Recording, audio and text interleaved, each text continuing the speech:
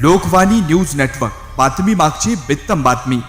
समता विविध कार्यकारी सोसायटीचा ठराव सचिन होर्तीकर यांच्या नावावर. सांगली जिल्हा मध्यवर्ती सहकारी बँकेच्या आगामी निवडणुकीच्या पार्श्वभूमीवर जत तालुक्यातील सहकारी संस्थांमध्ये ठराव मंजूर करण्याची प्रक्रिया सुरू झाली आहे.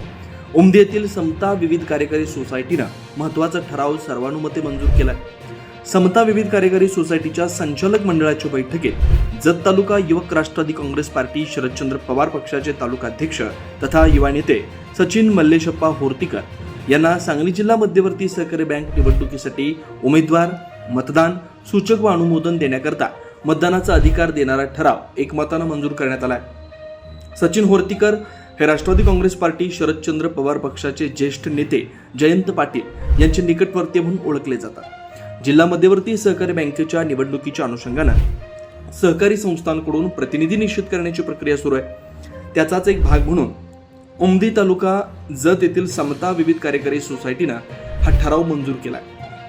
सांगली जिल्हा मध्यवर्ती सहकारी बँकेची निवडणूक जवळ येत असताना जत तालुक्यातील विविध सेवा सहकारी सोसायट्यांमध्ये ठराव मंजूर करण्याच्या हालचाली वेगानं सुरू आहे. त्यामुळे तालुक्यातील सहकार आणि राजकीय वर्तुळात या घडामोडीकडे लक्ष लागलंय.